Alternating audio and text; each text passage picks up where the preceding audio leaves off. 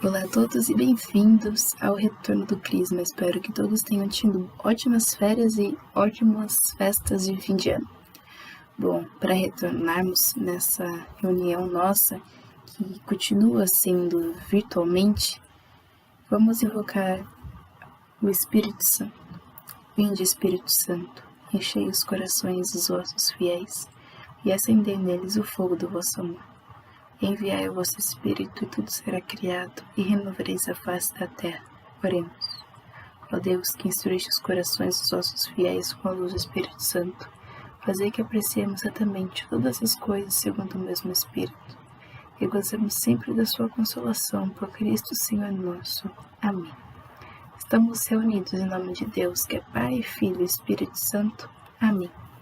Bom, nesse terceiro período do Crisma 1 que nós estamos, vai ser finalizado, com a Crisma do grupo posterior a vocês, que vai crismar.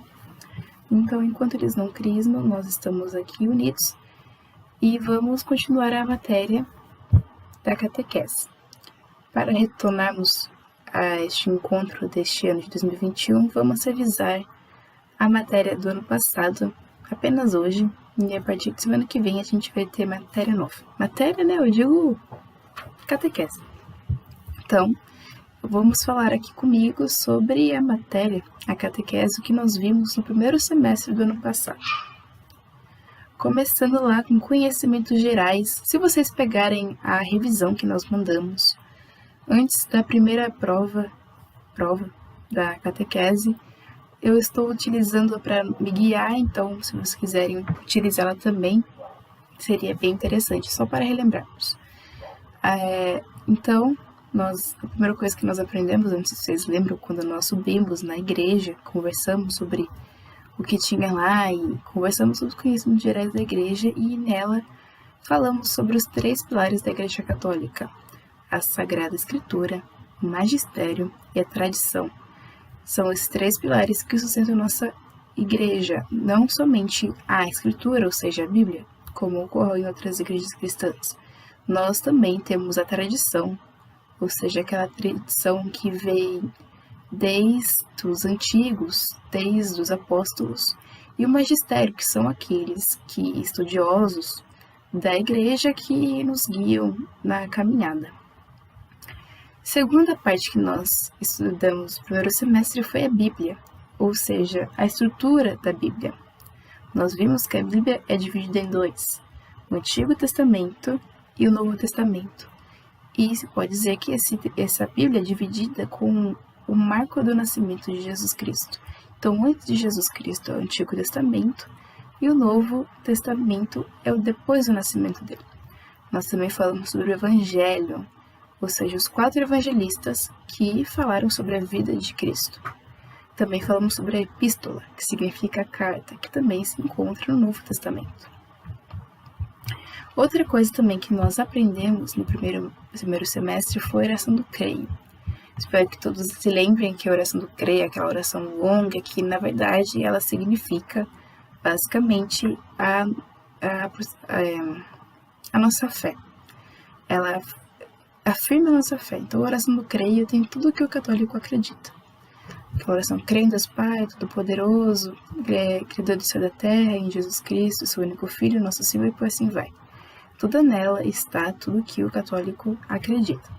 Depois disso, nós começamos a estudar sobre a Semana Santa, que nós também vamos entrar no mês de fevereiro, no mês de abril, que vai começar a Semana Santa, salvo engano, que começa no Domingo de Ramos e termina na Páscoa. Domingo de Ramos, como a gente recorda, a passagem que está na Bíblia, quando Jesus é recebido pelo povo alegremente com ramos. Temos a Quarta-feira Santa, a Quinta-feira Santa, a Sexta-feira da Paixão, que é quando Jesus Cristo morre crucificado, o Sábado de Aleluia, que significa vigília, espera de nós cristãos pela ressurreição, e, por fim, o Domingo de Páscoa, que é a ressurreição do Senhor, que nós comemoramos sua ressurreição. Depois de nós aprendermos sobre a Semana Santa, nós aprendemos sobre os 10 mandamentos de Deus. Os 10 mandamentos de Deus, e não de Moisés. Moisés foi aquela pessoa em que Deus contou os mandamentos, né? Que Deus falou quais eram os seus mandamentos, não as leis de Moisés. Repetindo, são os mandamentos de Deus. Moisés é apenas um mensageiro. Então, quais são os mandamentos por ordem? Vamos aqui usar nosso roteiro. Amar a Deus sobre todas as coisas, não tomar seu santo nome em vão, guardar domingos e festas, honrar pai e mãe, não matar, não tentar contra a castidade, não roubar, não levantar falso testemunho, não desejar a mulher do próximo e não cobiçar coisas alheias. Não irei me aprofundar aqui sobre o que significa exatamente cada mandamento, porque nós temos aulas específicas para isso, estão gravadas e estão salvas no YouTube. Mas é muito interessante que o católico, que o cristão saiba de cor esses mandamentos, porque eles são essenciais para nossa exame de consciência. O exame de consciência, o que exatamente significa? É o nosso pensar sobre nossos fazeres, o que a gente fez que pecamos, né? O que a gente fez de errado contra Deus. Nós utilizamos os mandamentos também para fazer o exame de consciência. Então, nós lá utilizamos amar a Deus sobre todas as coisas. Será mesmo que eu amei a Deus sobre todas as coisas? Será que eu nunca cobicei mais uma coisa material do que amei? Então, nós utilizamos este como fosse um guia para fazer exame de consciência e assim confessar, ou seja, confessar nossos pecados, nossos erros, nossos vícios para estar em estado de graça, que também já conversamos sobre isso aqui.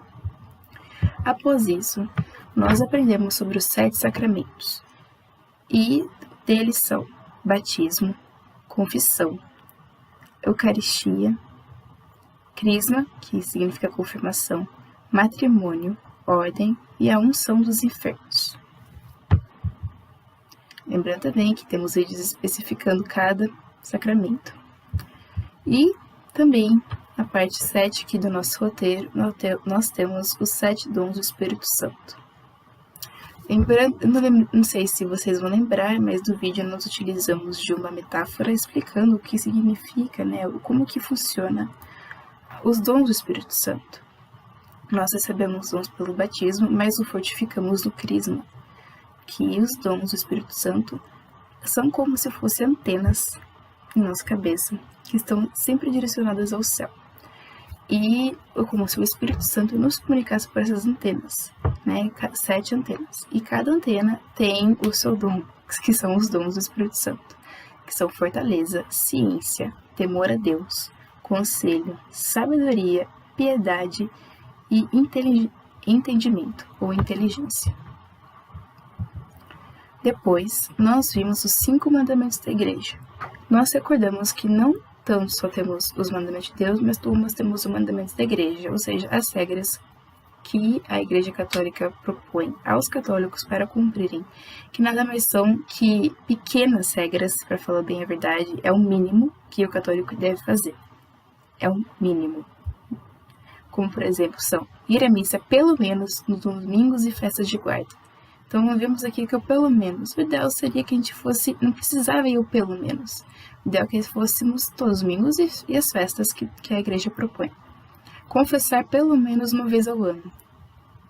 Isso aqui é um mandamento dado pela igreja, mas seria bom se a gente confessasse pelo menos uma vez ao mês. Porque sabemos que nós não podemos comungar não estando em estado de graça. E a gente só pode estar em estado de graça quando a gente confessa nossos pecados. Então, nós temos que confessar continuamente, mas para aqueles que não têm acesso tanto ao sacerdócio, ao padre, como, por exemplo, aquelas comunidades católicas que estão mais distantes das cidades grandes e que apenas têm uma paróquia, ou nem isso, a igreja utilizou desse mandamento para conseguir conciliar com todos. Mas se nós, como sorocabanos que somos, temos muitas paróquias e temos muitos padres à nossa disposição para podermos confessar, nós podemos confessar mais de uma vez ao ano. Comungar ao menos uma vez, pelo menos na Páscoa. Como aqui disse, pelo menos uma vez na Páscoa. Jesus Cristo está para a gente, ele se dá para nós, né?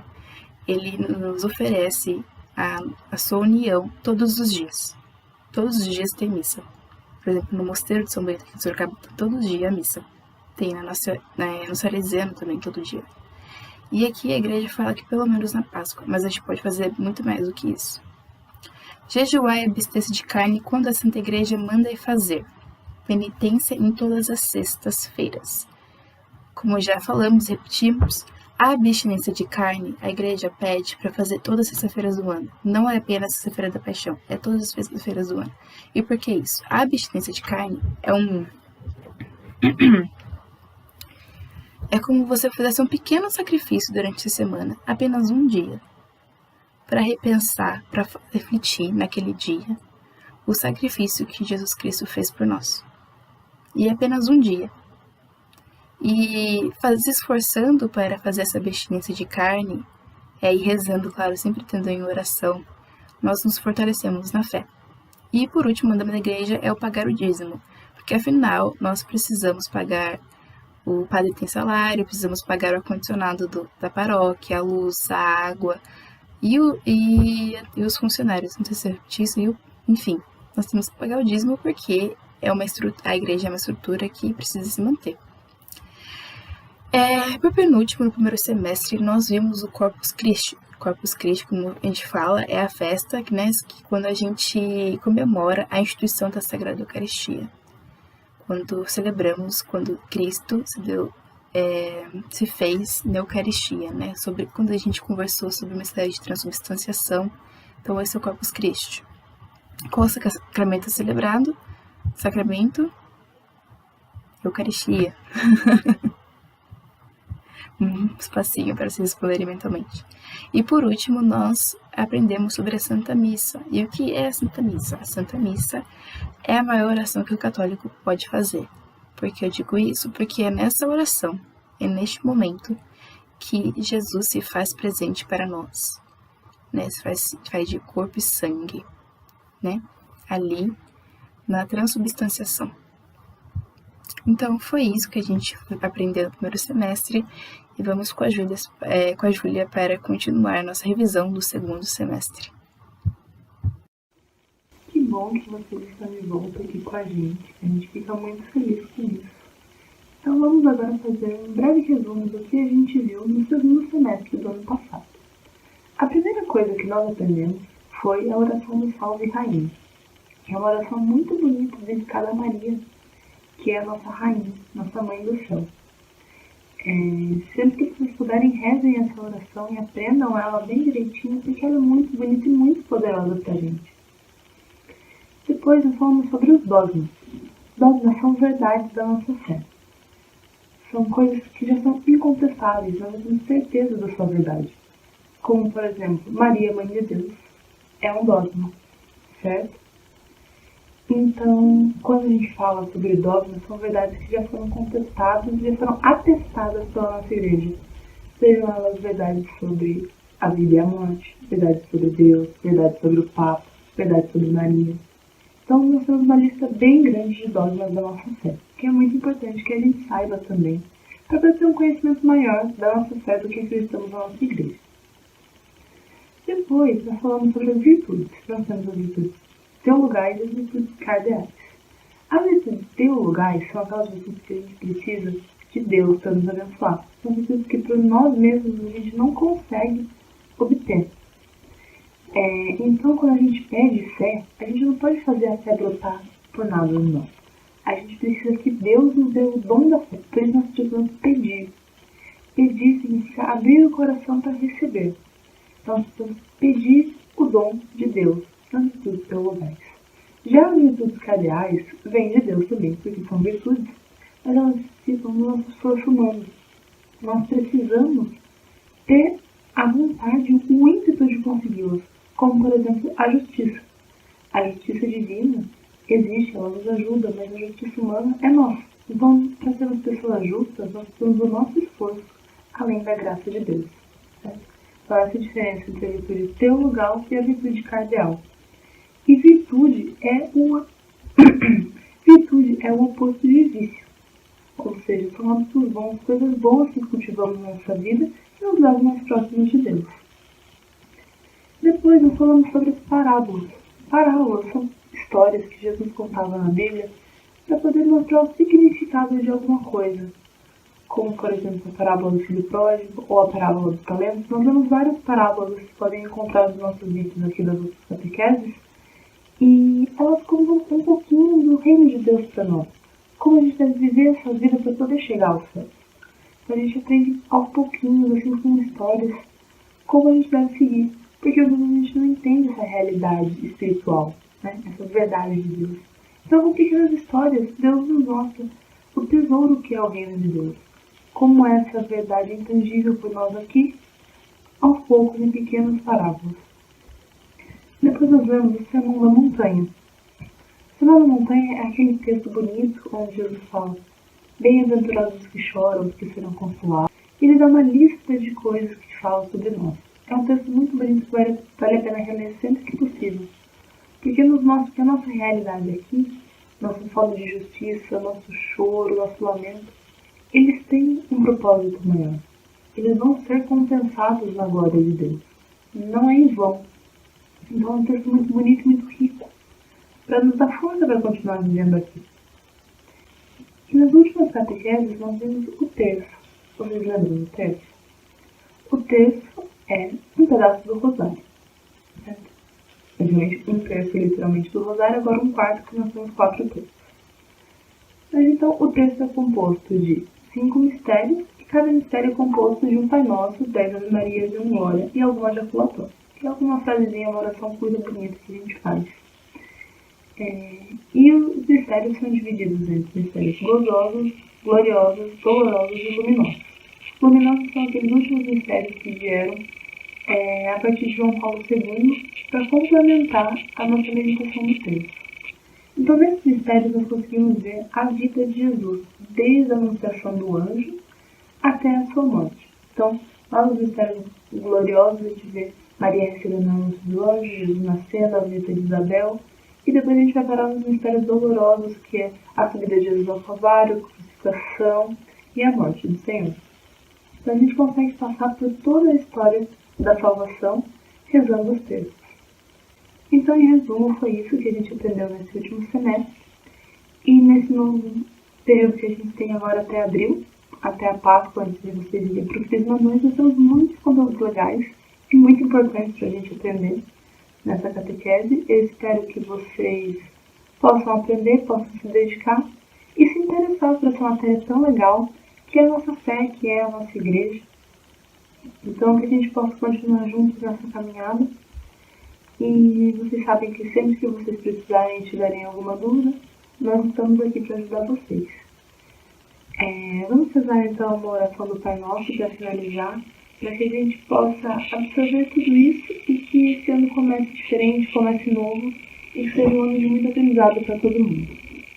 Pai nosso que estás no céu, santificado seja o vosso nome, venha a nós o vosso reino, seja feita a vossa vontade, assim na terra como no céu. O pão nosso de cada dia nos dai hoje, perdoai-nos as nossas ofensas, assim como nós perdoamos a quem nos tem ofendido. Não nos deixeis cair na tentação, mas livrai-nos do mal. Amém. Estaremos sempre reunidos em nome de Deus, que é Pai, Filho e Espírito Santo. Amém.